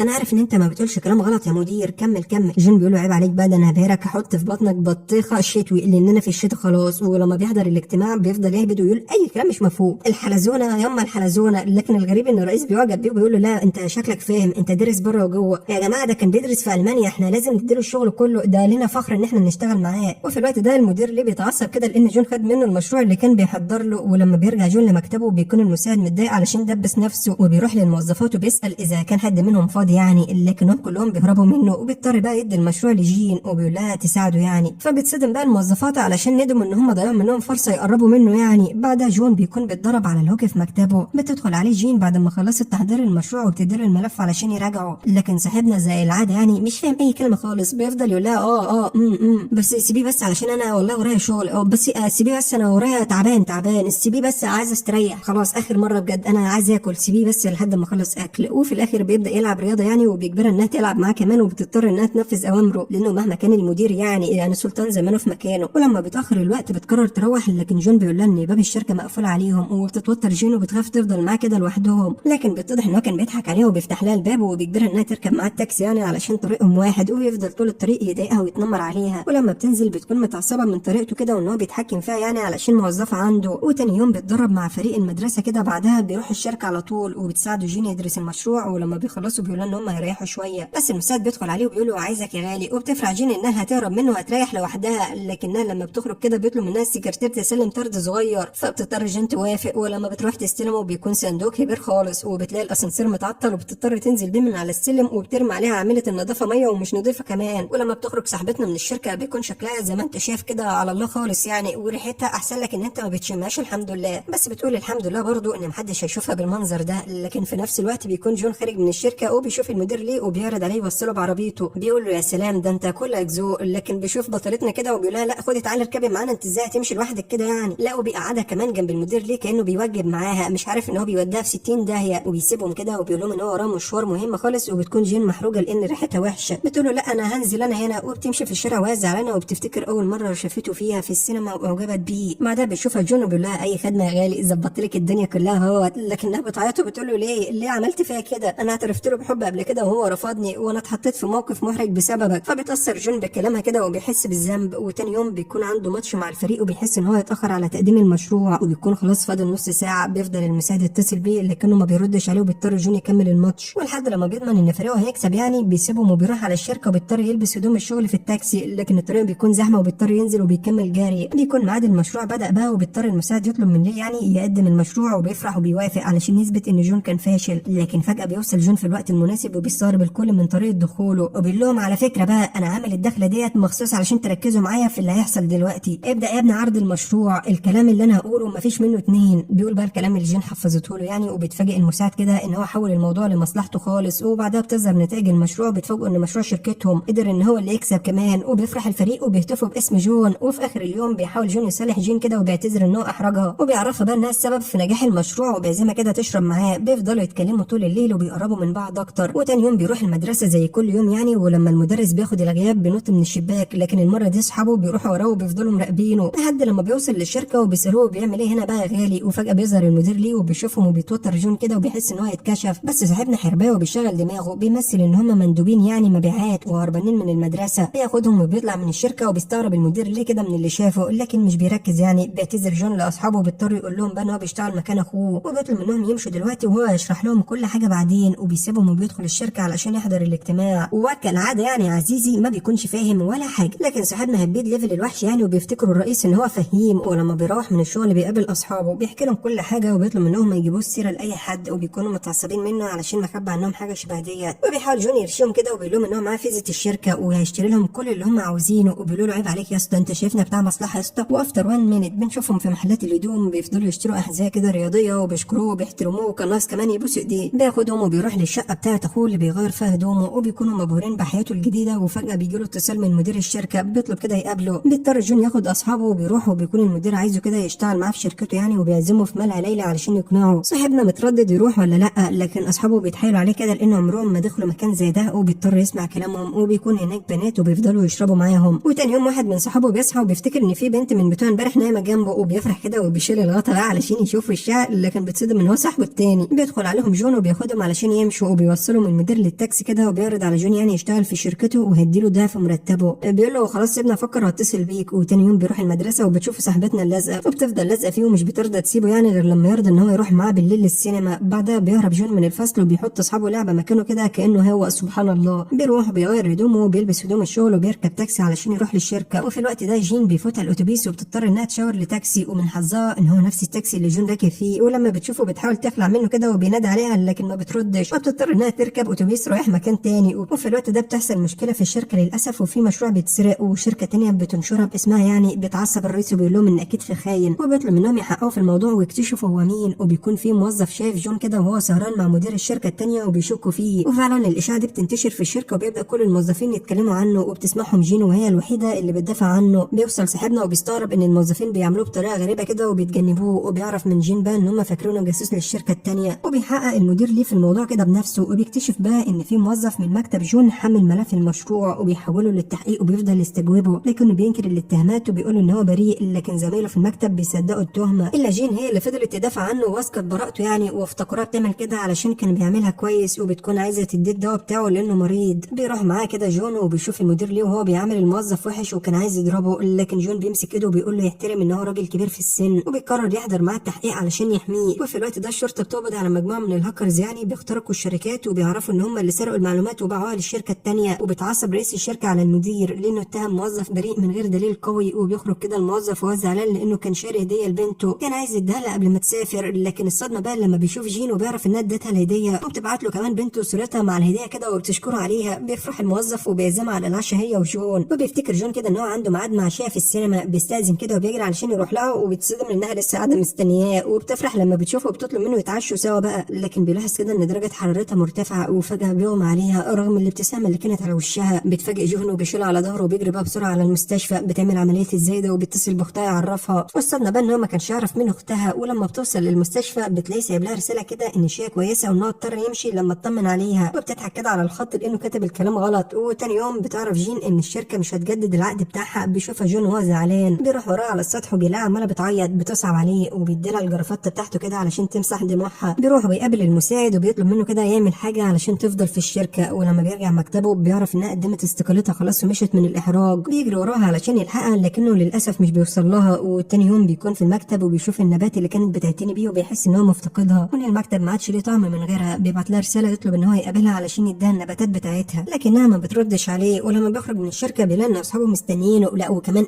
متشيكين ولابسين بدل، وبيقول له يلا يا غالي عزمنا كده على الغداء، لكن هو بيرفض. بيقول لهم انتوا علشان لبستوا بدل فاكرين نفسكم بقيتوا ولاد ناس يعني ولا ايه؟ وبتخرج كده موظفين من المكتب وبيعجبوا باصحابه وبيردوا عليهم ياكلوا سوا. فجون بيحاول يلحق الدنيا ويبوظ الموضوع، لكن صحابه بيقول لهم يلا يا غاليين، وبيضطر ان هو يروح معاهم علشان ما حدش يعني يقع بلسانه قدامهم. ولما بيسالهم كده عن شغلهم واحد منهم بيقول لهم ان هو صاحب سلسله مطاعم وهو في الحقيقه شغال عامل توصيل، والتاني بقى بيقول ان هو فاتح نادي رياضي وهو اصلا ما بيعرفش يعمل 2 ضغط على بعض. وصاحبنا جون بيسمع وهو مستمتع بكذبهم، وبالليل بيرجع البيت وبيكون متضايق ان جين ما بتردش عليه، وبيضطر ياخد معاه النباتات وما بيكونش عارف ازاي يعتني بيها لدرجه ان هو رش عليها برفان. وتاني يوم بتلاحظ شيا ان اختها ما راحتش الشغل وبتمثل كده انها تعبانه يعني، وبتفضل تستغلها وبتخليها تجيب لها الحاجات علشان مكسله تقوم، وما بترضاش جين كده تقول لها انها انطردت من الشغل وبتضطر تلبس وتنزل في ميعادها وبتفضل تتمشى في الشارع رايحه فين ولا تعرف. وبتتصل بالشركات علشان تقدم على وظيفه لكن محدش بيقبلها، وبيكون جنبها راجل عجوز وبتديله اكل. بتلاحظ كده ان تصرفاته غريبه وبتعرف ان هو عنده زهايمر وما يعرفش طريق بيته. بتقرر تساعده وبتفضل تلف معاه في الشوارع، وبتنجح انها تلاقي ابنه وبتتضح بقى اصلا ان هو جد البطل بتاعنا، وبيشكرها علشان ساعدته يعني وبيودعها وبيمشي. في الوقت ده بيكون جون في الشركه وبيسمع 2 موظفين بيتكلموا ان المدير ليه هو اللي قرر يطرد جين، فعلى طول بيفتكر ان هو عمل كده علشان اعترفت له بمشاعرها يعني. بيروح له المكتب وبيزعق معاه، بيقول له ان هو شخص مغرور ومتكبر، لكن ما بيهتمش بكلامه وبيرد عليه ببرود وبيقول له انها موظفه عاديه ممكن يجيب غيرها، وبيسيبه وبيروح الاجتماع. بتعصب جون وبيدخل الاجتماع وبيفضل يلقح عليه بالكلام كده وبيحاول المساعد يعني يصلح وراه، لكن جون بيكون قاصد كل كلمه بيقولها. وبعد الشغل بيروح المدرسه بيطلع عصبيته كلها في التدريب لدرجه ان هو فضل يجري صاحبه لحد لما مسح بيه الارض حرفيا. وفي طريقه للبيت بيشوف جين بالصدفه وبيروح يتكلم معاها، بيسالها هي ليه ما بتردش على رسايله. بتتوتر بتقول له انها لقت شغل مناسب ليها، ولما بتسيبه وبتمشي وبيروح وراها بيلاقيها شغاله في سوبر ماركت ومش قادره انها تشيل الصناديق، وبيساعدها وبيقعد ياكل كده في المحل. بيشوف زبونه بتتنمر عليها وعايزه تضربها يعني، وبيصورها كده بموبايله بيجبرها انها تعتذر والا ينشره. بتضطر تعتذر لها وبتمشي. بتحس جين بالاحراج وبتطلب منه كده يمشي علشان تعرف تشتغل، وبتكون صعبانه عليه لكن بيضطر يطلع. بتتصل بيه شيء كده وبتقول له الاهتمام ما بتطلبش برضه على فكره، انا كنت تعبانه وانت ما عبرتنيش بمكالمه برساله حب حتى، بس ما تخافش اوعى تخاف انا هرجع المدرسه قريب، انا عارف ان انا وحشتك بس معلش. لا لا لا انت لازم تفضلي مرتاحه في البيت 2 3 كده لحد لما تخفي باذن الله. بيقفل السكه في وشها لكنها ما عندهاش كرامه، بتقول لنفسها ان هو بيموت فيا يا جدعان، عايزني ارتاح حتى 2 3 يا خراب على الدلع. وبتلاقي كده كارت الشغل بتاع اختها وبتستغرب انها انها راحت من غيره يعني، ولما بتتصل بالشركه بتعرف ان هم طردوها. في الوقت ده بيفضل جون مستنيها قدام المحل لحد لما بتخلص الشغل، ولما بتخرج بيروح لها وبيمثل ان هو شافها بالصدفه يعني، بيرد عليها ياكلوا مع بعض لكنها بتكون مكتئبه وملهاش نفس. بيطلب منها انها تستناه يعني، وبيروح يجيب موتوسيكل كده وبيقول لها يلا يا غاليه. بيفضل يلف بيها وبيفسحها علشان يطلعها من مود الاكتئاب. بتكون مبسوطه وبتنسى مشاكلها فعلا. بياخدها لمكان واسع وبيلبسها خوذه وبيسندها كده وبيخليها تجرب تسوق بنفسها. بتقول له لا انا مش هجرب، انا اصلا عيب عليك، انا اللي معلماك السواقه. هو ساب ايده بتقع على الارض وبيقع معاها. بتفضل تضحك بقى على الموقف. بعدها بيتمشوا كده كمان مع بعض. بتقول له ان هو غير مودها الصراحه. بتعرف ان هو مش لايق عليه يعني يبقى مدير شركه، وان هو حساه لسه طفل في المدرسه. بتوتر جون كده وبيقول لها انا لايق عليها الدور ده فعلا، بس هروح ارجع بقى الموتوسيكل دلوقتي. وبتشكره بقى علشان خاطر ساعدها وبتودعه. ولما بترجع البيت بتدور على شيء وبتتفاجئ انها في المطبخ. وبتلاقي بقى نظفت البيت وغسلت الاطباق وبتفتكرها عملت مصيبه. بتقول لها انت عملت ايه؟ اصلها عارفه ان اختها الصغيره ما بتعملش الكلام ده من غير اي سبب يعني، لكن شيء بتكون عايزه تخفف عنها علشان عرفت انها انطردت من الشغل ومش بترضى تعرفها كمان. وبتستغرب جين كده لان دي مش طبيعتها، وبتفتكر ان العمليه اثرت على مخها. بالليل بتغطيها شيء كده وهي نايمه وبتحضنها لانها شايله مسؤوليه البيت لوحدها. وتاني يوم بتصحى جين وبتلاقي اختها محضره الفطار. بتقلق اكتر من اهتمامها المفاجئ وبتقول لها طب حطي لي السم في الاكل، انت عايزه تموتيني؟ في نفس الوقت بيصحى جون وبيلاقي جده عنده في الاوضه وبيكون عايز النبات كده علشان يقدمه هديه للبنت اللي ساعدته. بيقول جون ان النبات ده بتاع حد تاني وبياخده منه كده وما بيكونش عارف ان هو قصده على جين اصلا. والصدف هتبقى حلوه قدام شويه، بس الاشتراك هيبقى احلى دلوقتي عزيزي المشاهد، فما تنساش الاشتراك الجميل منك كده واللايك كمان. ومش هتخسر حاجه لو فعلت جرس التنبيهات يعني، هيوصلك فيديوهاتنا على طول. انت كده كده معجب بيا اكيد وبتسمع لي فيديوهاتي. والحمد لله على نعمه التواضع. وبيكون بقى في مسابقه عجل كده وبيشارك فيها كل الموظفين حتى الرئيس بنفسه، وبيقول لهم بقى اللي هيكسب ليه جايزه. ولما بيبدا السباق بيخاف الموظفين ان هم يسبقوه لا يرفدهم، لكن المدير ليه بيتحدى جون كده وبيسوق باقصى سرعه. لكن بطلنا جامد برضه، وعلشان هو رياضي بينجح ان هو يحصله وبيسبقه بسهوله كمان. وبيفضل بقى يتريق عليه وبيقول ان هو عجوز في السن، وده رغم ان هو لسه في العشرينيات. وبيعزمهم الرئيس وبيحتفلوا وبيدي لجون جايزه $1000 كمان. وبيكون ليه كده متغاظ وبيحس بالغيره. وبعد الاكل بيستناه قدام الحمام كده وبيغلط في جين وبيقول انها غبيه وفاشله. بتعصب جون وبيضربه، لكن ليه بيرد له الضربه. بيفضل بقى يتخانقوا مع بعض لحد لما الموظفين بيبعدوهم كده عن بعض. وبالليل بيروح جون للمحل اللي جين شغاله فيه. بيفضل باصص لها وبيكون مستغرب ان هو اتعصب لما ليه جاب سيرتها بالوحش، وبيخاف يكون بيحبها ولا حاجه. تاني يوم بيروح صاحبنا السوبر ماركت وبياخدها من ايديها. بيجري على الشركه وبيدخل الاجتماع بقى وبيقول للكل بصوا كده يا جدعان، البنت دي تبعي ومن النهارده السكرتيره بتاعتي. بتصدم الكل من كلامه لانها كانت موظفه عاديه وفجاه تبقى سكرتيره المدير، وهي كمان بتتفاجئ اصلا وبتعتذر لهم. بتمشي كده لكن بيروح وراها وبيمسك ايديها بيحاول يتكلم معاها، لكن جين بتقول له ان هو حرجها والمفروض كان ياخد رايها الاول. وبتشكره علشان حاول يساعدها وبتسيبه وبتمشي. بيستغرب كده لانها ضيعت فرصه شبه ديت. ولما بيرجع الشركه بيشدوا مساعد اخوه وبيدخلوا الحمام علشان يتكلم معاه من غير ما حد يسمعهم يعني. وبيزعق له علشان عمل حاجه شبه ديت من غير ما يستشيره، وان السكرتيره ممكن تكشف خطته. بتعصب جون من معاملته وبيقول ان هو هيستقيل. وبيخاف المساعد كده وبيقول له يو يا جدع ده انا بهزر معاك والله، ده انت الخير والبركه، بس اعتبرني شبه اخوك الكبير يعني، وابقى خد رايي في حاجه اي حاجه، اعتبرني مساعدك يا جدع بجد والله. بس الصدمه بقى ان المدير ليه بيكون واقف بره وبيستغرب من اللي بيسمعه. بيتصل بمحقق صديقه كده وبيقول له يدور ورا جون ويعرف كل حاجه عنه. بعدها جين بترجع للسوبر ماركت وبتعتذر لصاحبه علشان سابت المحل فجاه، لكن بيقول لها انها مطروده. ولما بترجع البيت بتلاقي اختها بتخيط هدوم كده المدرسه، وبتقول لها جين انها تشتري لها هدوم جديده، لكن اختها بترفض. لا وكمان بتقول لها انها عملت لها الاكل. وبتستنتج جين بقى من تصرفاتها انها عرفت انها انطردت من الشغل، وبتتاثر ان اختها كبرت وعايزه تشيل معاها المسؤوليه، فبتقرر انها تقبل وظيفه السكرتيره. وتاني يوم بتتصل بيه بدري كده وبتصحيه من النوم علشان يلحق يروح الشغل. وصاحبتنا بقى من النهارده هتبقى بطله تانية خالص. بتبدا تغير شكلها، تقلع النضاره وبتدي ثقه لنفسها وبتقول انها تقدر تنجح. بتروح الشركه وبيرحب بها الموظفين وبتكون متحمسه لدرجه انها بتفضل لازقه لجون في كل حته، لدرجه انها كانت رايحه مع الحمام بيقول لها ايه طب ما ينفعش والله ما ينفع. بتقول له بص يا غالي انت اي حاجه تعوزها شاور بس وانا خدمتك. وبيزق كده بيقول لها انا عايزك تهدي شويه كل اللي انا عاوزه. وان هو لما يعوز منها حاجه يطلبها يعني، وبيشوفهم المدير ليه وبيحس بالغيره. بيقرر يوقع بينهم كده وبيحاول يتكلم معاها ويمثل ان هو مبسوط علشان رجعت الشغل، وبيعرض عليها يعني يتعشوا سوا. وبتحاول جين تتهرب منه لكن بيدبسها، وبيعرف ان هو يستناها في الميعاد. وفي الوقت ده شيا بتمسك صحاب جون وبتسالهم بقى هو كل يوم بيروح فين، انا لو عرفت ان هو بيخوني انا مش عايزه اقول لكم اقتلكم انتوا كمان. وبيكونوا رافضين يعرفوها لكنها بتمسك طوبه وكانت هتضربهم، فبيخافوا منها وبيضطروا يكذبوا وبيقولوا لها ان هو شغال بدوام جزئي يعني. ولما بتسالهم عن نوع الشغل كل واحد بيقول شغلانه غير الثانيه. صحابنا بيبهرونا طباخ مهندس دكتور. نرجع لصاحبنا بقى اللي بيخلص شغل بدري وبيخرج من الشركه، لكن بيتضح ان وراه اجتماع مهم جدا وجين نسيت تقول له، فبتجري وراه علشان تلحقه لكنه بيركب تاكسي وبتضطر تركب موتوسيكل عامل التوصيل علشان تحصله. وبتكون خايفه لانها ما بتعرفش تسوق اصلا. بتفضل تنادي عليه بالميكروفون وبتنجح انها توقف يعني التاكسي. وبتفاجئ بيتفاجئ جون كده لما بيشوفها، بيسالها بتعمل ايه، بتقوله مفيش وقت اركب ورايا، وبتاخده وبيرجعوا الشركه وبتوصله في الوقت المناسب. بعدها بتفتكر ميعاد المدير ليه وبتكون محروجه خالص علشان شكلها اتبهدل ودايما بيشوفها في اسوأ حالاتها، وبتجري بقى علشان تلحقه وبتتفاجئ ان هو لسه مستنيها، وبيقول لها ان المطعم قفل وبيعرض عليها ان هم ياكلوا في بيته، وهي بحسن نيه بتوافق، بتضطر تروح معاه وبتكون محروجه منه، لكن صاحبنا بيعملها كويس وبيطبخ لها بنفسه كمان، وبعد ما بياكلوا بيحكي لها بقى عن نفسه وان هو مش متعود يدخل حد بيته. بتحس جين كده ان هو شخص لطيف. بعدها بيوصلها بعربيته وبيديلها هديه بمناسبه رجوعها للشغل. بتشوف اختها كده وهي نازله من عربيته وبتفتكر فيه بينهم حاجه يعني، وتاني يوم بتروح الشركه وبتتكلم مع المدير ليه، بيديلها ساعه كده نسيتها عنده في البيت امبارح، وبيشوفهم جون مع بعض وبيستغرب من علاقتهم وان ازاي قربوا من بعض فجاه يعني. ولما بيرجع مكتبه بيتكلم معاها وبيحاول يعرفها ان المدير ليه هو اللي طردها. بتقول له ما انا عارفه، هو اعتذر لي واعترف بغلطته وانا الصراحه قلبي طيب وسامحته. بيزعلها جون كده علشان طيبه زياده عن اللزوم وبيقول لها انها ساذجه. بتزعل من كلامه وبتسيبه وبتخرج وهي بتعيط. بيفضل جون طول اليوم متضايق من اللي حصل، ولما بيروح تدريب الهوكي بيتخانق مع زمايله. بيكون الكل مستغرب من تصرفاته، ولما بيخرج من النادي بتروح له شيا كده تطمن عليه وبتكون عايزه تعزمه على الاكل، لكنه بيعملها وحش وبيقول لها تبطل تلزق له كده في كل مكان، وبيسيبها وبيمشي. وفي الطريق بيشوف المدير ليه بيوصل جين. بتعصب اكتر بقى انه عارف ان هو بيضحك عليها وبيفضل ماشي وراها، وفجاه بيظهر قدامها وبيحضنها كده وبيسيبها وبيمشي، وبتستغرب جين من تصرفه وما بتكونش فاهمه هو عمل كده ليه. والله العظيم ولا انا فاهم، بس احنا خلينا ماشيين معاه. ولما بتدخل البيت بتروح لاختها وبتحضنها علشان تفهم هو بيعمل كده ليه يعني، وبتستنتج بقى حاجات كتير وان هو ممكن يعني يكون معجب بيها. والحمد لله صاحبتنا بدات تاخد بالها. تاني يوم لما بتشوفها في الشركه بتساله عن السبب اللي عمله امبارح، بيقول لها علشان كان والله لمصلحتك، ما تخافيش ما تخافيش، حتى تعالي كده بصي صدقيني يعني. اول لما بدخل المكتب تعالى يا صاحبي بالحضن، تعالى. كل الموظفين اللي بيقابلهم بياخدهم بالحضن، كان ناقص يحضن كلب الحراسه. بعدها بقى اصحابه بيتصلوا بيه وبيعرفوا ان هو لازم يحضر التدريب، وبيدخل كده عليه المساعد وبيكون متضايق ان كل يوم يعني بيمشي بدري، ولما بيخرجوا من المكتب بيهزقوا جون قدام الموظفين، وده بقى بصفه المدير يعني علشان ينتقم منه. وفي الوقت ده بنشوف المدير ليه وهو بيزور والدته في مصحه نفسيه، وبنعرف انها بتتعالج لانها كانت بتتعرض لعنف يعني من الحاج الوالد. ولما بيرجع الشركه بيطلب منه كده يروح يزورها علشان يحسن نفسيتها، لكن والده بيرفض وبيقول له انها ما عادتش تقرب لي اي حاجه. بيزعل من كلامه وبيضطر يسيب الشغل ويروح. بتشوفه جين وبتحس ان هو تعبان وبتعمل له اكل كده وبتسيبه قدام البيت، ولما بيعرف بينزل وراها. بتكون محروجه منه علشان خايفه يعني يفتكر انها عملت كده علشان تقرب منه، بس صاحبتنا عبيطه بتخبط في عربيه بتشغل جهاز الانذار وبتاخد ليه كده وبتستخبى من صاحب العربيه وبيضحك على تصرفها. ولما بيمشي يعني بيلاحظ كده ان هو داس على فضلات كلب وبيكون عايز يرمي الحذاء بتاعه، لكن جين بتصمم وبتقول انها تنظفها له. بيلاقي ست ترميه بتقول له هيتنضف يعني هيتنضف، وبتفضل بقى تغسل له كده وبيكون ليه قرفان اصلا من اللي بتعمله. وبتعرف ان عيد ميلاده قرب، بس هو بيقول لها ان هو مش بيحتفل بيه لانه ما عندوش حد يحتفل معاه. بتتاثر جين كده بتقرر تحتفل هي معاه. بعدها اصحاب جون بيشوفوا شيا وهي بتشتغل مندوبه وبيفتكروها يعني بتعمل كده علشان تساعد جون بعد ما عرفت ان هو بيشتغل، فبيقرروا يساعدوها وبيبيعوا معاها كده المنتج، وبتستغرب من تصرفاتهم وبتفتكرهم معجبين بيها ولا حاجه، وبتقول لهم يا جماعه جون بيغير عليا، احنا عارفين ان هو مش بيعبرها. وتاني يوم موظفين الشركه بيطلعوا رحله كده بمناسبه العطله، ولما الاتوبيس بيقف في الاستراحه بتنزل جين علشان تدخل الحمام، وبتشوف طفلين ضايعين كده وبتساعدهم يدوروا على والدتهم، وبيفتكر الموظفين انها نايمه وبيمشوا بالاتوبيس. ولما بيوصلوا بيكتشفوا ان هم سابوها، وبيقرر المدير ليه يرجع علشان ياخدها بعربيته. بيحس صاحبنا كده بالغيره وبيقرر يروح معاه. وفي الوقت ده بتكون جين خايفه ومش عارفه تعمل ايه. بيعرض عليها واحد كده ان هو يساعدها لكنها بتخاف منه اصلا. وبيوصل هنا جون وبينادي عليها لكنها بتسيبه وبتجري على المدير ليه. فهنا بيتضايق وبيحس بالغيره اكتر وبيزعلها علشان تاهت. ولما بيرجعوا للعربيه بيفضلوا يتخانقوا زي الاطفال وكل واحد عايز يعني تركب جنبه. وفي الاخر هما الاثنين بيقعدوا جنب بعض كده وهي اللي بتسوق يعني، وبتجمعوا مع باقي الموظفين وبيفضلوا يحتفلوا وياكلوا وبيقضوا وقت لطيف مع بعض كانهم عيله واحده. بالليل بتلاحظ جين ان المدير ليه واقف لوحده ومالوش في الاحتفالات ديت، وبتعرض عليه يعني يتمشوا سوا. بيوافق طبعا وبيروح يجيب الجاكيت بتاعه، لكن جون بيشوفها وبيطلب منها انها تشتري له طلبات. بتحاول انها تتهرب منه كده وبتمثل انها تعبانه، لكن هو بيقول لها انها سكرتيرته ولازم تنفذ اوامره. يوم كده تدافع جنبها اوعى تسيبها لاي حد غيرك يا زعيم. وبياخدها وبيفضلوا يتمشوا وبيعرف انها بتخاف من الحشرات. بيحاول يخوفها يعني ويفتح دراعه كده علشان تحضنه، لكن خطته بتبوظ خالص. وتاني يوم بيرجعوا من الرحله وبيكون المدير ليه مستني جين بعربيته. بتركب معاه وبيعزمها كده على الغدا في بيته، وبيطلب بقى منها انها تبقى جاسوسه عنده وتنقل له اخبار جون. وبتنصدم من كلامه ايوه كده اظهر على حياتك يا خنزير. وهي كمان بتعرف ان هو كان بيعملها كويس علشان يستغلها، وبتزعل وبتسيبه وبتنزل، لكن بعدها بتقرر ترجع له. بتعيط وبتقول له انها ندمانه علشان اوجبت بواحد زيه، وبتقول له ان هو شخص حقير واستغلالي. بعدها بتوصل تورته لبيت المدير ليه وبيعرف ان جين كانت عامله له مفاجاه، كانت مقرره تحتفل بعيد ميلاده، وبيحس بالذنب ان هو كسر قلبها مرتين. ولما بتوصل للبيت بتلاقي جون مستناها وبتعتذر له علشان ما صدقتش كلامه، وفجاه بيعترف لها ان هو معجب بيها وبيقرب منها، وكلنا عارفين ان هو هيدوقها الزبيب. بتنصدم جين وبتسيبه، بتفضل تجري كده وهي محروجه ومش مستوعبه اللي حصل. بتشوف اختها بتستغرب من شكلها وبتاخدها معاها للبيت. وتاني يوم بتروح للشركه وبترجع للمدير ليه الهديه بتاعته وبتقول له مش عايزه اي حاجه من ريحه الحبايب. بعدها جون بيدخل عليه وبيحذره كده لو حاول يقرب منها تاني هيندمه، وبيروح لجين وبيحاول يعرف ردها على اعترافه، لكنها بتتوتر وبتقول له ورايا شغله وبتدوس كده على رجله بالغلط. بتسيبه وبتخرج لكنه مش بيستسلم وبيفضل بقى يتصل بها كل شويه ويسالها يعني، وبعد الشغل بيستناها علشان يوصلها لكنها بترفض وبتقول له انها اتصدمت في الشخص اللي كانت معجبه بيه وقررت ما تحبش تاني وتركز في الشغل مش اكتر. وهنا بتكسر قلبه هو. بتسيبه وبتمشي، ولما بترجع البيت بتحكي لاختها ان مديرها معجب بيها. بيتصل بها جون وبيقول لها ايه؟ بتقول له ايه؟ بيقول لها عامه يا ستي انا مش هضغط عليكي، المهم ان احنا نفضل اصحاب. وتاني يوم بتلاحظ ان هو بقى بيعملها رسمي وبتستغرب من تغيره المفاجئ، وان هو استسلم بسرعه شكله ما يعرفش المبادئ بتاعتهم. قالت لك يا ابني مش عايزاك يبقى عايزاك. وبالليل وهي مروحه بتحس ان في حد ماشي وراها كده وبتخاف وبتحاول تجري منه، لكن بيمسكها وبيتضح ان هو جد جون وبتفرح كده لما بتشوفه. بتقعد معاه وبتشتري له ايس كريم وبتفضل تحكي له عن الحاجات اللي مزعلاها، وده بما انه عنده زهايمر وهينسى. تاني يوم بيكون جون كده عنده رحله مع الفريق بتاعه وبتروح شيا وبتديله اكل وبتقول له ياخد باله من نفسه. بعدها بتروح صاحبتنا الشركه وبتتفاجئ ان المدير ما جاش وبيكذب المساعد كده وبيقول ان هو راح رحله في اليابان. راح رحله في اليابان، لكن بعدها بتشوف اخبار عن الزلزال في اليابان وبتقلق عليه وبتحاول تتصل بيه، لكن في الوقت ده بيكون بيتدرب مع الفريق وما بيردش عليها. وفجاه بيتكعبل وبيقع كده على دراعه وبيتكسر، ولما بيجبس دراعه بيرد عليها بيطمنها ان هو كويس وبعيد عن الزلزال، وبتفرح كده ان هو بخير وبتفتكر ذكرياتها معاه وبتعرف انها معجبه بيه هي كمان وبتقرر تعترف له. بتروح المطار علشان تستقبله وبتكتب له كده ورقه وبتقول له انها موافقه يرتبطوا، لكنها مش بتلاقيه اصلا. ولما بتتصل بيه بيقول لها على مكانه. بتروح علشان تقابله، اول لما بيشوفها بيحضنها وبيقول لها ان هو مش هيستسلم وهيفضل يحاول معاها لحد لما انت تحبيني. وبتفرح جين كده ان هو لسه معجب بيها وبتعترف له انها كمان معجبه. بيحضنها جون كده وبيقول لها ايه ده دراعي بيوجعني. بتبص عليه فبيروح مدوقها الزبيب وبيتمشوا كده مع بعض وبيمثل جون ان هو تعبان، لكنها بتقول له انت فاكرني غبيه يعني وهقع في الفخ مرتين ولا ايه؟ لكنها برضه بتقرب منه والمره دي بيبصها من راسها وطلعت غبيه الحمد لله. بيوصلها للبيت وبيرجع للفريق وبيفضلوا يتكلموا طول الليل، وبتكون جين فرحانه لان اول مره حد يحبها. بتشوف اختها وهي بتضحك كده وبتسالها اذا كانت بتوعد حد ولا ايه. بتقول لها جين عيب عليكي بقى، انت عرفتي منين؟ بتقول لها مش محتاجه اعرف يعني، ما هو باين عليكي. وتاني يوم بتهتم بنفسها وبتلبس هدوم شكلها حلو، وبتكون اختها عندها فضول كده تعرف الشخص، بس الصدمه لما تعرف ان هو الكراش بتاعها. ولما بتوصل الشركه بتلاحظ الموظفات انها متغيره وحتى برفان ناقص بس تستحمى، فبتحس جين كده بالاحراج وبتسيبهم وبتروح المكتب وبيشاور لها جون علشان يتقابلوا. بيطلعوا على السطح وبيفضلوا ياكلوا مع بعض، لكن فجاه بيدخل عليهم 2 موظفين وبيمثل جون ان هو بيزعلها وبيقول لها تغور من وشه علشان يعرف ياكل. بيلم الاكل وبينزل وراها وبيحاول كده يمسك ايديها، لكنها بتشدها منه. بتقول له عيب عليك، انا مرأة قويه اعرف افصل ما بين حياتي وبين شغلي. لا تخافي يا عزيزي. بيشوفها من المدير ليه وبيحس بالغيره. بعد الشغل بيتمشوا مع بعض كده وبياكلوا من عربيه في الشارع. بيفضل جون يهتم بيها وبيمسح لها بقها مكان الاكل. خراب على الرومانسيه لما بتجري في دمك يا صاحبي، بس خراب على العلقه اللي هتاخدها لما تعرف من اختها. بيوصلها للشارع اللي هي ساكنه فيه كده وبيتفقوا يخرجوا بكره يعني في موعد. وبتفضل جين تحلم باليوم ده طول الليل. تاني يوم بتصحى متاخر وبتجري علشان تروح لجون وبياخدها كده وبيروحوا لمدينه تانية علشان يقضوا اليوم هناك. اول حاجه بيعملوها ان هم بيشتركوا في القناه وبيفعلوا جرس التنبيهات وبيعملوا اللايك الجميل. عايزين نوصل الفيديو ده ل 30,000 لايك. وكده كده في حبايب قلبي اللي عملوا من غير ما اقول لهم اصلا من بدري. يلا بينا نكمل يا جماعه. تاني حاجه بقى بيعملوها بيروحوا يأجروا عجل، لكن صاحب المحل بيطلب منهم يعني البطايق، فبيخاف جون كده يطلع بطاقته علشان ما تعرفش ان هو لسه في المدرسه، وبيضطر ياخد بطاقتها وبيتفاجئ ان شكلها في البطاقه زي شكل المصريين بالظبط. وبيركبوا العجل وبيقضوا وقت لطيف كده مع بعض. بعدها بيتمشوا في الحديقه وبيتصوروا وبيقعدوا قدام النهر يعني، وبيكونوا الاثنين مبسوطين. لكن فجاه بيشوفوا موظف في شركتهم وبيخافوا يشوفهم يعني، وبيستخبوا منه ورا التمثال لحد لما بيمشي. وبعدها بيستغل الفرصه وبيركبوا السفينه وبيرجعوا للمدينه تاني. لكن طول الطريق بتكون جين مكشره وبيحاول جون كده يتكلم معاها يعني، بس ما بتردش عليه برضه. بيكون مستغرب من تغيرها المفاجئ، ولما بيمسك ايديها بتسحبها منه. بتوع شنطتها وبيشوف فيها هدوم وبيعرف انها كانت عايزاهم يباتوا في الفندق. صاحبتنا بتحس بالاحراج بتقول له اوعى تفهمني صح، وبتكون زعلانه لانها فاكره يعني ان هو مش شايفها حلوه وبيضحك على تصرفها. وبيروح وراها كده وبيقول ان هو بيحبها وشايفها احلى واحده ست البنات كلها كمان. بتفرح بكلامه وبتحضنه. بياخدها كده وبيروح علشان يتزلجوا على الجليد. بتكون خايفه تجربه، لكن بيمسك ايديها وبيديلها ثقه في نفسها. بيفضلوا يلعبوا مع بعض وهم مبسوطين. بعدها بتحس بالبرد وبيغطيها جون كده وبيعمل لها مشروب دافي. بيفضلوا يتكلموا عن حياتهم لحد لما بيناموا على نفسهم من التعب. وتاني يوم بيصحوا وهم سقعانين كده وبيروحوا المطعم علشان ياكلوا حاجه سخنه، وبيكتشفوا ان هما الاثنين بيحبوا نفس نوع الاكل. بعدها جين بترجع البيت وبتحكي لاختها كده عن حبيبها وبتوصف لها شكله يعني، وبتقول لها اختها ان هو شبه حبيبها بالظبط وما بيكونوش عارفين ان هو نفس الشخص. ولما بتروح بطلتنا الشركه بيكون في اجتماع. بيقول لها المدير ليه تروح تشتري شويه قهوه للموظفين، وبيكون جون متعصب من معاملته ليها، لكنه ما بيرضاش يبين علشان محدش يعرف علاقتهم. لكن بطلنا دمه حامي. بعد الاجتماع بيروح يتخانق معاه وكان عايز يضربه، لكن جين بتمنعه وبتاخده للمكتب. بعدها بيمشي بدري كده من الشغل علشان وراه تدريب، وبيبعت لها رساله علشان يتقابلوا بالليل. لكنها لما بتخلص شغل بتشوف المدير المدير ليه وكان عامل حادثه، بتحس ان هو تعبان وبيضطر تسوق بيه. ولما بيوصلوا للجراج بيحاول يتهجم عليها كده لكنها بتضربه بالقلم وبتسيبه بتمشي، وبيكون جون مستنيها. كل ده هو قلقان عليها، ولما بتروح له ما بترضاش تقول عن اللي حصل علشان ما يتخانقش ويحصل مشاكل، لكنه بيلاحظ ان شنطتها مقطوعه واضطرت تكذب عليه وبتقول له انها وقعت منها في الاتوبيس، وبتمشى معاه للبيت وبيحضنها وبيودعها. بعدها صاحبه بيتصل بيه وبيقول له ان هو تعبان، ولما جون بيروح له بيتفاجئ ان شيا عامله له مفاجاه وبتقدم له هديه، وبيكون حذاء رياضي غالي جدا، وبيتضح بقى انها كانت بتشتغل علشان تحوش ثمنه وبتقدمه له علشان يشارك فيه يعني في البطوله. بتاثر جون باللي عملته وبيعترف لها ان هو بيحب واحده تانية، لكنها ما بتصدقوش وبتفتكره بيكذب. بتسيبه وبتمشي. والتاني يوم بيكون في حفله لموظفين الشركه، بيحاول المدير ليه يعتذر للبطله بتاعتنا وبيعرض عليها يوصلها، لكنها بترفض وبتسيبه. ولما بتوصل للحفله بتكون واقفه مع جون وبيروح لها المدير ليه وبيقول لها ان هو مستعد يجيب لها شنطه بدل اللي قطعها، وبيفضل يقول عليها كلام وحش. بيتعصب بطلنا من كلامه وبيضربه. بتاخد جون كده علشان يمشوا، لكن ليه بيروح وراها بيتخانق معاه قدام كل الموظفين، وبيفضلوا يضربوا بعض لحد لما الامن بيجي وبيبعدهم عن بعض. بعدها جين بتعالج جروح البطل بتاعنا وبتكون حاسه بالذنب وبتعتذر له، لكن بيخليها توعده ان هو لو حصل معاه حاجه تانية يعني تصارحه علشان يجيب لها حقها. وبتتاثر جين وبتحضنه وتعرف انها غلطانه لانها خبت عنه. وبالليل بيفضلوا يشربوا مع بعض، وبيكون جون عايز يعترف لها بحقيقته لكنها بتشرب كتير وبيغمى عليها يعني، وبيقرر ياجل الاعتراف. تاني يوم بيكون في اجتماع لاولياء امور في المدرسه، وبتضطر جين تروح بصفتها وليه امر اختها. وهناك بتشوف جون وهو لابس هدوم المدرسه وما بتكونش مصدقه عينيها، وبتظهر اختها كده وبتمسك ايد جون وبتقول لها ان هو حبيبها، وبتنصدم بطلتنا وما بتكونش مستوعبه اللي بيحصل، وبتبدا بقى تربط كل حاجه ببعض، وبتعرف ليه خطه وحش كمان وما بيعرفش يقرا كويس، وبتفتكر الرساله اللي كتبها ليها لما كان بيوصل اختها للمستشفى، وبتفهم بقى تصرفاته الغريبه وبتسيب المكان وبتجري من الصدمه. بيجري جون وراها وبتحاول شيء تحصلهم، عايزه تعرف ايه اللي بيحصل وهم يعرفوا بعض منين، لكن اصحابه بيمنعوها. ولما بيلحقها بيقعد معاها وبيحكي لها كل حاجه، وبيقول ان هو اضطر يمثل على ان اخوه علشان ينقذ وظيفته، وبيقول ان هو اسمه وسنه مزيفين، لكن بيحبها بجد. وبتنصدم جين من كلامه وما بتكونش عارفه تعمل ايه لانه اصغر منها. بتقول له طب انت كنت تعرف ان شيا اختي؟ بيقول لها والله العظيم انا اتفاجئت زيك، بس عامه انا كنت بحاول اعترف لك بالحقيقه امبارح وانت زودتها في الشرب وما عرفتش اقول لك. بس هي بتسيبه وبتمشي وهي مصدومه وبتعدي الطريق وهي مش واخده بالها، وكانت هتعمل حادثه، لكن المدير ليه بيلحقها في الوقت المناسب. بيلاحظ انها تايهه ومش على طبيعتها، ولما بترجع المكتب ما بتكونش مركزه لدرجه انها بتقعد على رجل موظف. الكل بيتفاجئ من تصرفاتها وبتمشي وهي محروجه. ولما بيرجع جون للمكتب بيسال عنها وبيعرف انها روحت بدري، ولما بترجع البيت بتكون اختها عرفت كل حاجه وبتلومها بقى علشان ارتبطت بحبيبها، وبيفضلوا يتخانقوا مع بعض ويضربوا بعض بالمخدات. ولما بيتعبوا بتقولها شيا تبعد عنه لانه اصغر منها وما ينفعوش لبعض. بتسيبها وبتخرج كده وبتزعل جين من كلامها. بتفضل تفتكر ذكرياتها معاه. وبالليل بتتاخر اختها وبتضطر جين تروح تدور عليها، وبتشوفها في الشارع واتنين بيحاولوا يتحرشوا بيها. بتهجم عليهم وبتعضهم وبيخافوا منها كده لانها ممكن تعضهم تاني ولا حاجه. بعدها جون بيتصل بيها وبيطلب يقابلها يعني، وبتضطر توافق. ولما بتروح بتكسر قلبه وبتقول ان هما ما ينفعوش لبعض لانها اكبر منه وانها ما ينفعش ترتبط بطالب، وبتسيبه وبتمشي. وبيزعل جون وبيفضل مصدوم من اللي قالته. وتاني يوم بيروح الشركه وبيلاقيها سايبه جواب استقالتها. في الوقت ده بتكون جين كده راكبه الاتوبيس ورايحه لقريه والدتها يعني، وبتعمل لجون بلوك علشان ما يعرفش يتواصل بيها. بتقول ان ده احسن حل علشان ما تكسرش قلب اختها. وتاني يوم بنشوف جين وهي مش لاقيه حاجه تعملها، بتفضل تلف في القريه وتلعب مع الناس العواجيز. وبيكون الجو حر وبتشوف بنت بتاكل ايس كريم وبتقول لها هاتي قطمه صغيره، ولما الطفله بتوافق بتاكلها كلها. وبتسمع اهل القريه كده بيتكلموا عنها وبيقولوا ان تصرفاتها غريبه، ووالدتها بتستعر منها كمان، وبتزعل بطلتنا وبتفضل تعيط. وفي الوقت ده بيكون جون مكتئب وحاسس ان الشركه ملهاش طعم من غيرها، وبيفضل بقى يغلط غلطات كتير في الشغل. وبيلاحظ المساعد وبيحاول يحسن نفسيته وبيقول له تعالى نخرج نتفسح شويه. بيقول له لا يا عم. بيقول له طب تعالى بس اعزمك على الاكل اللي بتحبه، بس على شرط يكون اقل من $50. لكن جون بيكون منطفي فعلا ومالوش نفس يعمل اي حاجه. بيقول له يخرج ويسيبه لوحده. وبعدها المدير ليه بيتصل بشيا وبيعرف منها عنوان قريه والدتها، وبيروح على هناك وبيلاقي جين بتلعب مع الاطفال. وبتتفاجئ لما بتشوفه. بيقعد معاها وبيقول لها تتمشى معاه كده ويتفرجوا على القريه، لكن فجاه بيجي له اتصال من المصحه وبيبلغوا ان والدته حاولت تموت نفسها. بتصدم وبيغمى عليه كده، وبتقرر جين تسوق بيه علشان توصله. وبيروح للمستشفى وبتسيب له رساله بتعرفه فيها انها مشت وبتطلب منه يبقى يطمنها. وبالليل بيرجع جون للبيت وبيلاقي جده بوظ النبات كده وبيتعصب وبيزعله. وبيتفاجئ والده من رد فعله، بيطلب منه يعتذر له لكنه بيسيب البيت وبيطلع. بيقرر يروح لجين القريه. في نفس الوقت بيروح المدير ليه وبيشكرها وانها وقفت جنبه، وهنا بيحضنها. بتحس جين ان هو خايف عليها فعلا من قلبه، وبتحاول انها تطمنه. وكلنا عارفين اللي هيحصل. بيوصل جون وبيشوفهم مع بعض. بتصدم وبيكون عايز يتكلم معاها، بيشدها كده من ايديها لكنها بتقول له ان ما بقاش في كلام بينهم، وبيمنعوا ليه كده وبيقول له يبعد عنها. بتخاف جين يتخانقوا مع بعض وبتسيبهم وبتمشي. تاني يوم بترجع جين المدينه وبتقابل جد جون في الشارع، وبيطلب منها انها توصله للبيت. وبتقابل جون وبيتفاجئ الاثنين لما بيشوفوا بعض، وبياخدها الجد للبيت وبيعزمها تاكل بطيخ كده معاه. وبيطلب منها جون ترجع الشغل، وبيفكرها انها ست قويه وبتعرف تفصل بين حياتها الشخصيه والشغل. بتقول له جين انها هتفكر في الموضوع، ولما بترجع البيت بتقتنع بكلامه وبتقرر انها ترجع علشان تثبت لنفسها انها شجاعه وقويه. تاني تاني يوم بيروح جون الشركه وبيتفاجئ بيها كده هناك وبيفرح لما بيشوفها، لكنها بتفضل تتعامل معاه رسمي وبتقول له يحترم فرق السن اللي بينهم. بينادلها وبيقول له استاذه جين، بيحاول يتهرب منها كده لكنها بتفضل تطارده وتزن عليه علشان يقول لها يعني استاذه جين. وبعد الشغل بيكون عايز يروحوا مع بعض لكنها بتسيبه وبتركب مع المدير ليه وبتروح معاه وبتزور والدته في المستشفى وبتاخد لها معاها كده اكل، وبتعجب والدتها يعني بيها لانها طيبه وتلقائيه وبتكون فرحانه لانها اول مره تشوف ابنها بيضحك يعني. وبالليل بيكون جون بيلعب ماتش هوكي لكنه بيتصاب اصابه جامده خالص، بينقله بسرعه للمستشفى وبتروح شي علشان تطمن عليه. تاني يوم في الشركه بيقول لها المساعد ان جون تعبان ومش هيعرف يجي، وبتكون جون قلقانه عليه وعايزه تكلمه لكنها بتكون محروجه. وبيعرف والد جون من الدكتور ان اصابه جون في كتفه ومش هيعرف يلعب هوكي تاني. دي بتبقى صدمه بالنسبه له، بيعيط لان الهوكي اكتر حاجه ابنه بيحبها. بيروح المدرب يبلغ جون كده بالخبر المؤلم، بيقول ان هو بقى بره الفريق. بتصدم جون وبيروح يلم حاجته من النادي وبيديها لاصحابه كده وبيكونوا متاثرين ان هو مش هيلعب معاهم تاني. بعدها بيفضل يجري في الملعب علشان ينسى حزنه. بتروح له شيا وبتحاول انها توقف لكنه بيرفض وبيفضل يجري لحد لما الجو بيمطر عليه، وبيفتكر كل ذكرياته في فريق الهوكي واللحظات الحلوه اللي عاشها. بيفضل يعيط علشان حلمه ضاع. ولما بيرجع والده كده بيعزمه على الاكل اللي بيحبه وبيوديه حفله وبيفضلوا يغنوا كده ويرقصوا علشان يحسن نفسيته. ولما بترجع شيا للبيت بتعيط وبتقول لجين اللي حصل وبتطلب منها يعني تروح تزوره لانها الوحيده اللي تقدر تخفف عنه. وبتتفاجئ جين من كلامها وبتجري على بيت جون وهي بتفتكر ذكرياتها معاه وبتحس انها مفتقداه. اول لما بتشوفه بتحضنه وبتقول لها انها بتحبه وما يفرقش معاها يعني هو عنده كام سنه، ما يفرقش معاها اذا كان طالب او مدير، وبتوعده يعني انها تفضل جنبه علشان تاخد باله منه. تاني يوم جون بيرجع الشركه وبيرحب بالموظفين وبيفضل هو وجين كده يتلككوا يعني علشان يشوفوا بعض، وبترجع علاقتهم زي الاول. وفجاه بيدخل عليهم المساعد بينادي على جون باسمه، ولما بيشوف جين كده بيتوتر وبيمثل ان هو داخل بالغلط. جون بيقول له لا لا خد تعالى، انت مش السبب يا غالي، هي عرفت كل حاجه لوحدها. وبيفرح المساعد كده ان اخيرا يعني حد هيشيل عنه شويه ويساعده. وبيقول بقى لجون ما يزعلش علشان مش هيلعب هوكي تاني، وبيعد ان هو لما يتخرج من المدرسه هيخليه يشتغل مدرب في نادي. وبيتاثر جون وبيحضنه وبيعرف بقى ان هو مساعد طيب خالص. بعدها بترجع جون للبيت وبتلاقي اختها كده مكتئبه، بتاخدها وبيخرجوا علشان تصالحها وبتشتري لها ايس كريم وبتقولها تضربها علشان تسامحها، لكن شيا ما بترضاش وبتعرفها انها سامحتها بشرط تزود لها مصروفها بس. وبتفرح جون وبتحضنها وبتمر الايام وبتفضل تساعد جون في شغله وتحاول تظبط له مواعيده علشان يحضر الامتحانات في المدرسه. وفي مره بيكونوا راكبين الاسانسير وبيركب معاهم المدير ليه وبيفضل جون كده يغيظه وبيمسك ايديها قدامه. بعدها بيعزمها عنده في البيت وبيفرح جده كده لما بيشوفها، بيفضل يلعب معاها. ولما بتدخل اوضه جون بتتفاجئ بالنباتات بتاعتها وبتفرح بقى ان هو كان بيعتني بيها. وبتشوف البوم الصور بتاعه كده وبتفضل تتفرج عليه وبيكون ليه صوره كده بس هو مش عايزه تشوفها يعني لانه كان صغير ولا كده يعني. بيفضلوا يشدوها مع بعض وبتتكعبل وبتاع فوق، وبيحس الاثنين بالاحراج وبيمثل جون ان هو خايف منها. بيقول لها ما ينفعش كده استاذه جين. وبعدها بتمشى معاها كده لحد البيت والجو بيمطر عليهم وبيديها الشمسيه بتاعته وبيجري هو تحت المطر. بعدها جون بيروح للنادي وبيقول للمدرب ان هو مش هيستسلم وبيقرر يرجع للتدريب ويحاول يلعب مره تانية. بيعجب المدرب باصراره، بيوافق يرجعوا تاني وبيفرح زمايله كده في الفريق برجوعه وبيحتفلوا بيه. بالليل بيروح كده مع جين يشتري شنطه جديده ليها وبتفتكرها صاحبه المحل انها عمه البطل ولا حاجه، وبتحس بطلتنا بالاحراج وبتقول له طب هطلع انا بره يا غالي. وتاني يوم بيقعد المدير ليه مع واحد كان في المانيا والمفروض يعني يعرف اخو جون، ولما بياخده علشان يقابله جون ما بيعرفوش. بيشك في المدير ليه، بيقرر يراقبه وبيروح وراه لشقه اخوه وبيشوفه هو لابس هدوم المدرسه وبيستناه قدام الاسانسير وبيتصدم جون وبيعرف ان هو كشفه وبيروح وراه وبيحاول يتكلم معاه لكنه بيسيبه وبيمشي بعربيته. بعدها بيقعد مع جين والمساعد وبيقول لهم اللي حصل وبيكونوا خايفين من رد فعل المدير ليه وان هو اكيد بقى هيقول للكل على هويته الحقيقيه. وتاني يوم ولما بيروحوا للشركه بقى ومستنيين الصدمه بيلاقي ليه واقف مع الرئيس كده وبيعرف ان هو لسه ما قالوش. بيفضل بقى يلقح عليه كده ويقول له على فكره بقى انت شكلك صغير النهارده قوي. ولما بيخرجوا من الاسانسير جون بيروح لمكتبه وبيساله ناوي على ايه وليه ما قالش للرئيس على الحقيقه، لكن ليه بيقول له ان هو هيتسلى بيه شويه وبيفضل يتريق عليه علشان لسه طالب. وبعد كده يكلمه باحترام يعني ويقول له استاذ ليه، فصاحبنا الغلبان ملوش قرار في اللي بيحصل له خالص. بعدها بطلتنا بتروح له بتترجاه ما يفضحش جون يعني، وبيتفاجئ ليه كده انها عارفه هويته وبيقول لها ان هو موافق بشرط تنفذ كلامه. بعد الشغل بطلنا بيروح لها علشان يتغدوا مع بعض لكنها بتتهرب منه علشان المدير ليه عايز يقابلها وبتقول له ان والدتها جت ولازم تقعد معاه يعني. ولما بيمشي بتركب مع المدير ليه عربيته، بيشوفهم اتنين موظفين مع بعض بيفتكروا ان في بينهم حاجه. بياخدها هو وبيروح يزور والدته في المستشفى وبتكون عارفه ان ابنها معجب بيها. بتحاول تقربهم من بعض كده وبتقول لهم يعني يروحوا يتغدوا سوا. بتضطر جين توافق وبتروح معاه وبياكلوا مع بعض وبتحاول تعامله كويس علشان خايفه يعني يكشف جون. ولما بيخلصوا بيوصلها بعربيته لكنها بتنام على نفسها من التعب وبيغطيها بالجاكيت بتاعه. بيفضل باصص عليها وبيكون باين عليه فعلا ان هو معجب بيها. وتاني يوم بيروح جون للشركه بيسمع الموظفين بيتكلموا عن جين وان هم شافوها راكبه عربيه المدير ليه وبيتفاجئ من كلامهم كده وبيعرف انها كدبت عليه امبارح. بيروح مكتبه وبينادى عليها، بيفضل بقى يستجوبها وبيسالها عملت ايه مع والدتها امبارح. بتتوتر وما بتعرفش تجاوب وبيعرف انها بتحور عليه وبتعترف له انها كانت مع المدير ليه وبتقول له انها خافت لا يفضحها يعني واضطرت تخرج معاه. وبتعصب جون علشان المدير بيستغل الموقف اللي بيحصل وبيكون عايز يتخانق معاه كده ويمسكه يكسر عظم وشه ولا يحصل بيحاول جين والمساعد يمنعوه. بعد بعدها جين بتروح تقابل المدير علشان تقول له ان هم ما ينفعوش يتقابلوا تاني، لكنه فجاه بيحس بالتعب وبيغمى عليه، بتضطر تاخده للمستشفى بسرعه. بيقول لها الدكتور ان هو جاله تسمم بسبب الاكل واتعمل له غسيل معده، وبيطلب منها انها تاخده يرتاح في البيت، وده علشان ما فيش سرير فاضي يعني في المستشفى. بتتصل بجون علشان يساعدها وبيركبوه تاكسي كده وبياخدوه للبيت فعلا، وبيكون جون غيران وبيقول لها ارتاحي انت وانا هخلي بالي منه، وبيفضل كده ياكله ويشربه بنفسه. وبعدها بيروح ياخد هدوم من الدولاب علشان يبات بيها، لكنها بتكون ضيقه عليه حبتين يعني، وبيفضل كده جنبه طول الليل. ولما النهار بيطلع بيصحى المدير وبيتفاجئ ان هو نايم في حضنه. بعدها بيقوم جون وبيحضر له الفطار، بيلاقي موبايل ليه بيرن وبيضطر يرد، وبيتفاجئ ان هو رئيس الشركه، وبيعرف بقى ان هو يبقى ابنه غير الشرعي. بيفرح ان هو كمان مسك عليه سر كده، وبيقول له لو عرفت حد هويتي انا كمان هفضح سرك، قول للكل بقى ان انت ابن غير شرعي. وبيرجع كده لجين والمساعد وبيقول لهم ان انا خلاص الدنيا بقت امان دلوقتي يا جدعان، وليه مش هيقدر يعمل معانا اي حاجه ولا يكشف الهويه. وبيكونوا عايزين يعرفوا السر اللي ماسكه عليه، لكنه بيرفض يقوله لهم. لكن جين بتكون عارفه اصلا لانها راحت مع المستشفى وشافت والدته. وتاني يوم بيكون في عقد شراكه بين شركه جون وشركه تانية، وبيفضل المساعد بقى يحفظ جون اللي هيعمله. ولما جون بيروح يقابل مدير الشركه بيتفاجئ ان هو يبقى اخوه الكبير اصلا. واخيرا بيتقابل الاخوات، وبتصدم كده لما بيشوفه بيجري عليه وبيحضنه، وبيعتذر له يونج عن المشاكل اللي سببها له، وبيطلب منه ما يعرفش حد ان هم اتقابلوا حتى المساعد بتاعه. بطلنا مش فاهم حاجه، لكن اخوه بيقول له ان هو لازم يثق فيه ويسمع كلامه وهيفهمه كل حاجه بعدين، وبيضطر ينفذ كلامه. وبيرجع للشركه وبيقول للرئيس ان هو قابل المدير وان هم شركه كويسه ولازم يعملوا معاهم شراكه ويستثمروا في المشروع بتاعهم. بيكون المدير ليه شاكك في الموضوع وبيطلب من الرئيس يعني ينسحب من المشروع لانهم مستعجلين، لكن بيرفض. بيعرفوا انا واثق في البطل بتاعنا وعمره ما هيقول حاجه غلط، ده دارس بره جوه يا جدع. بعدها جون بيروح يقابل اخوه في شقته زي ما هم اتفقوا، وبيحكي له يونج بقى ان رئيس الشركه هو السبب في موت والدهم، وبيعرفوا ان هم كانوا شركاء لكنه خانوا وسرق كل فلوسه، وابوه مات من الزعل، وامك ما قدرتش تستحمل وماتت على طول بعده. بيتفاجئ جون من كلامه وما بيكونش مستوعب اللي سمعه. بيقول لاخوه ان هو لازم يساعده علشان ينتقموا. وبالليل بيرجع اخوه للبيت وبتشوفه جين وبتفكره يعني البطل، وبتحضنه كده وبتفضل تلعب في خدوده، لكنه بيبعد عنه وبيقول لها انت مين يا ستي. لكن اصحاب جون بيشوفوه هم كمان وبيتلخبطوا فيه وبيفضلوا يهزروا معاه لحد لما بيشوفوا جون قدامهم وبيستوعبوا ان ده اخوه الكبير، وبيتفاجئوا ان الاثنين شبه بعض بالظبط. وبيعتذر ليونج كده وبيسيبهم وبيدخل البيت، وبيفرح والده لما بيشوفه، بيحضنه وهو بيعيط وبيكون عايز يعني يقعد معاهم، لكنه بيقول له ان وراه مهمه لازم يعملها. وبعدها هيرجع يعيش معاهم تاني. وتاني يوم جون بيروح الشغل وبيكون حاسس بالذنب لان خطه اخوه لو نجحت الشركه هتفلس، وصعبان عليه الموظفين اللي هيترموا في الشارع. وبتلاحظ جين ان هو بيفكر وشايل الهم، وبيتفقوا يخرجوا بالليل وياخدوا يعني جد معاهم بالمره، وبيروحوا الحوض الاسماك وبيتصوروا، بيقضوا وقت لطيف مع بعض. ولما بيرجع البيت بيتصل بيه اخوه بيقول ان هو بكره اهم يوم في حياته، ان هو لازم يحضر الاجتماع ويقنع مجلس الاداره انهم يدخلوا المشروع. وبيكون جون رافض لانه خايف على اخوه يتسجن بسبب ان هو زور اوراق وعمل شركه مزيفه، لكن اخوه بيقول له ان دي الطريقه الوحيده علشان ينتقموا. وتاني يوم جون بيروح الشركه علشان يحضر الاجتماع. بتشوف البطله بتاعتنا بتحاول تهزر معاه لكنه مش بيرد عليها، وبتستغرب من تصرفه وبتستنتج ان هو اخوه الكبير. ولما بتتصل بالبطل بتلاقيه رايح المدرسه وبتتاكد ان اللي في الشركه ده اخوه. ولما جون بيعرف بيجري على هناك علشان يمنعه يدمر حياته، لكن في الوقت ده بيكون الرئيس وافق على تمويل المشروع. بيوصل جون وبيشوفهم الرئيس والموظفين ومحدش بيكون فاهم حاجه، لكن يونج بيقول للرئيس خلاص الموضوع انتهى وانتقامي الوالد رجع. بيتصدم الرئيس من كلامه وبيعرف ان هو اتنصب عليه، وبينتشر الخبر في الشركه. وبيتفاجئ الموظفين لما بيعرفوا ان جون كان طالب في ثانوي، والموظفه كل همها بتقول يا خساره انا استخدمت كل الاسلحه علشان اوقعه في حبه، وفي الاخر يطلع طالب. وبيدخل المساعد وبيمثل ان هو ما كانش يعرف حاجه. بعدها الرئيس بيتعب وبينقلوه للمستشفى، وبيروح المدير ليه كده يتكلم مع جون، وبيركع وبيترجاه يخلي اخوه يرجع الفلوس، وبيقول ان والده قضى حياته كلها يبني الشركه ومش هيستحمل تضيع منه. وبيتاثر جون بكلامه وبيتصل باخوه لكنه مش بيرد عليه. بيرجع البيت وبيعرف ان جده خرج ومش لاقيينه، بيفضل هو وابوه يدوروا عليه. بتعرف جين وبتنزل هي كمان تدور عليه، وبيلاقوه نايم قدام الشركه ومعاه لعبه وكان عايز يديها لحفيده. ولما بيروح علشان يصحوه هنا بتكون الصدمه عزيزه. للاسف جده بيكون اتوفى وما بيقومش تاني. بينهار بطلنا وبيفضل يعيط عليه، ما بتقدرش جين تستحمل هي كمان وبتعيط. بعدها بيعملوا الدفنه بتاعته وبيكون جون مكتئب ومالوش نفس ياكل. بتحاول جين كده انها تخفف عنه، وبتفاجئ بموظفين الشركه جايين يعزوه. بيتاثر جون وبيعتذر لهم ان هو ضحك عليهم، وبيحضنوا المساعد كده وهو بيعيط. تاني يوم في الشركه بيقعد المدير ليه مع اعضاء مجلس الاداره وبيحاولوا كده يشوفوا حل علشان ينقذوا الشركه. فجاه بيوصل لهم رساله ان العقد اتفسخ والفلوس رجعت لشركتهم، وبيتفاجئوا من اللي حصل وبيبلغوا الموظفين، والكل بيفرح ان شركتهم مش هتفلس. وبيتفاجئ جون من اللي اخوه عمله وبيلاقيه باعت له رساله بيعتذر علشان خاطر سبب له مشاكل، وبيقول له ان هو فخور بيه علشان بقى ناضج دلوقتي. وبيعرف جون ان هو هيسافر وبيجري علشان يودعه، وبيوصل للمطار وبيشوفه وبيشاور لاخوه كده وبيقول له ان هو بيحبه. بعدها المدير ليه بيروح للمستشفى وبيزور والده، بيعرف ان الفلوس رجعت والشركه مش هتفلس. وبيعترف الرئيس ان هو كان غلطان، بيقرر يستقيل من الشركه وبيقول لابنه يبقى هو الرئيس من بعده، وبيعتذر له ان هو كان غلطان في حقه. وبيوعده لما يخرج هيروح لوالدته ويصلح علاقتهم. بيفرح ليه بكلامه وبيروح يقابل جون وبيشكره علشان اقنع اخوه، لكن جون بيعرفه ان اخوه هو اللي عمل كده من نفسه. وهنا بقى المدير ليه بيديله ظرف كده بيقول له ان ده نصيب والدك من الشركه، وبكده يكون رجع حق والدك، لكن جون بيرفض ياخده، بيقول له يتبرع بيه لكبار السن اللي شبه جده. بيعجب ليه بتصرفه وبيسلم عليه، بيقول له لو احتاجه في اي وقت يكلمه ومكانه هيفضل موجود في الشركه. تاني يوم بيرجع جون لحياته القديمه وبيكون فاكر بقى ان هو ينام ويصحى براحته، لكن بيتفاجئ بجين بتتصل بيه بدري وبتصحيه، بتقول له يلا يا غالي ورانا تمرين علشان نراجع لياقتك تاني، وبيقدر يلعب هوكي مره تانيه فعلا بعد اسابيع من التدريب. والدكتور بيقول لهم ان عضلات كتفه رجعت زي الاول ويقدر يلعب تاني، وبيفرح جون ان هو هيقدر يحقق حلمه. وبعد شهر بنشوفه فعلا ان هو بيلعب في نهائي بطوله الهوكي، وبتكون شاه هناك، لكنها بتدي اليافطه كده لاختها علشان هي اللي تشجعه بعد ما ارتبطوا رسمي. وبيروح موظفين الشركه والمساعد علشان يشجعوه. بيتحمس جون وبيلعب بكل تركيز، وبالرغم ان الفريق اللي ضدهم محترف الا ان هو بينجح ان هو يجيب اهداف كتير وبيكسب فريق بطلنا علشان ياخد هو البطوله. بينبهر الكل بمهاراته وبيفضلوا يشجعوه، بيهتفوا باسمه، وبيفرح جون ان هو اخيرا قدر يحقق حلمه وبقى لاعب محترف. وبالليل بيتفق هو وجين علشان يحتفلوا، لكنها بتقابل صديقتها وحبيبها يعني، وبيروحوا يتعشوا هم الاربعه مع بعض. وبتضطر تقول لهم ان جون شغال في الشركه، وعلشان يثبت لهم بيقرر هو اللي يدفع ثمن الاكل. ولما بيجي يحاسب بيكتشف ان هو معهوش فلوس كفايه، وبتديله جين فيزة الشركه من غير ما حد ياخد باله. بيخرجوا من المطعم وهم مبسوطين. بعدها بيجي يوم عيد ميلاده كده، وبيتفق معاها يعني تروح له البيت، وبيجهز الاكل اللي هي بتحبه. بيحضر اصحابه وبيستناها كتير لكنها ما بتجيش، لان والدتها بتكون عندها وما عرفتش تسيبها لوحدها وتمشي بالليل يعني. وبالليل بيقابلها جون كده وهو زعلان وبيلومها علشان ما جاتش، وبيتهمها بقى انها مش محترمه النظر منها. بيتخانقوا مع بعض خناقه اطفال كده. وتاني يوم بيكلموا اخوه من المانيا وبيقولوا ان هو يبعت له علشان يسافر يدرس عنده يعني. بيتفاجئ جون وما بيكونش عارف يعمل ايه، وبيقابل البطل وبيعتذر لها علشان كان اناني وان هو اصغر منها بكتير وهيسبب لها احراج، وبيقول لها ان هو هيسافر ويرجع شخص تاني. بيودعها وبيسيبها وبيمشي وهو بيعيط، لكنها بتروح وراه بتقول ان هو مش فارق معاها فرق السن، وانها هتفضل جنبه وتساعده لحد لما يتخرج، وبتعرض عليه يعني يتجوزوا. بتاثر جون من كلامها وبيحضنها وهو بيعيط. وبيكون عندهم مشكله واحده بس، وان هم يقنعوا اهلهم، وحتى موظفين الشركه بيكونوا رافضين بسبب فرق السن اللي بينهم. بالليل بيروح لها جون وهو بيركع كده وبيطلب ايدها للجواز، وبدل ما يجيب لها خاتم بيجيب لها كيس فشار علشان عارف انها بتحبه يعني. وبتتاثر جين وبتوافق وبيفرح جون وبيحضنها، لكنها بتحس بالاحراج وبتقول له الفشار هيبوظ، لكن بيقول لها ده مش وقت الفشار، ده وقت الزبيب. وبعدها بيروح معاها للبيت علشان يتعرف على والدتها بس، وبتكون فرحانه ان بنتها بتوعد مدير شركه. وبتفضل بقى تقول له على مميزات بنتها، وبتقول له دي مش علشان بنتي، ده علشان بس جين ديت بنت مفيش منها في الدنيا دي اتنين، هي غبيه حبتين وما بتعرفش يعني تتصرف، بس قلبها ابيض وطيبه. وبتوافق ان هم يتجوزوا. لكن تاني يوم بتروح لشيا المدرسه وبتشوف جون هناك وبتنصدم، وبتعرف ان هو لسه طالب، وبيحاول هو وجين يعتذروا لها لكنها بتتعصب وبترفض علاقتهم. بيحاول جون يقنعها كده وبيفضل واقف قدام بيتها والجو بيمطر عليه، وبتتاثر باصراره وبتضطر توافق، وبتقول لبنتها ان دي حياتها وهي حره فيها. بيفرحوا الاثنين وبيحضنوها كده. ولما بتسالها شيء عن سبب موافقتها المفاجئ بتقول لها ان المدير ليه وموظفين الشركه اتحايلوا عليها وقالوا ان هو شخص طيب وهيساعد بنتها. وبعد اسبوع بيعملوا فرح كبير في النادي، وبيحضروا كل موظفين الشركه والمدير وكل الناس اللي بيفرحوا، حتى انا نفسي اروح، لكن طبعا اللي متعودين يتاخروا وما بيروحوش هم ابطالنا حتى في فرحهم يعني. ولما بيوصلوا بيقولوا للمساعد ان باقي 10 دقائق على ميعاد القطر، فاحنا لازم نلحقه علشان نقضي شهر عسل لذيذ جميل. وبيضطروا يكملوا مراسم الجواز وهم بيجروا، وبيعلنهم كده المأذون زوج وزوجه. بعدها بيوصلهم المعازيم لحد العربيه وبيركبوا علشان يلحقوا القطر. وبعد سنه بنشوفهم هم عايشين حياه سعيده. اي نعم هم لسه ناس كسوله وبيتاخروا على موعدهم، لكنهم برضه بيحبوا بعض. وبيتخرج جون من المدرسه وبيبدا يشتغل في الدعايه، وبيكون شاطر في شغله لانه خد خبره كبيره من الشركه. وبيكون المساعد فرحان وفخور بيه لانه بيعتبره زي ابنه بالظبط. وبالليل بيروح كده هو وبطلتنا مع بعض، وبنعرف انها حامل يا جدعان، وهيبقى عندنا طفل صغير بقى وهنعيش قصه حب وان شاء الله يبقى توأم. وبيفتكروا كل الذكريات واللحظات الحلوه اللي مرت عليهم، وبيكونوا مبسوطين ان هم هيكملوا حياتهم مع بعض. وبيوعدها جون ان هو يفضل يحبها ويعمل كل اللي يقدر عليه علشان يخليها سعيده. ولو انت هنا وسعيد عزيزي المشاهد فلازم تخلينا انا كمان سعيد، وتشترك في القناه وتديني ال 5000 لايك الحلوين بتوعك، واكيد هتفعل الاشعار يا زعيم علشان يوصلك كل فيديوهاتنا اول باول. انا عارفك اكيد بتحبني وانا بحبك. وما تنساش تشترك في القناه الاساسيه بتاعتي او القناه الشخصيه يعني اللي انا عاملها علشان اطلع فيها بوشي واقدر اقول لك دلوقتي احلى مسا عليك يا قمر انت.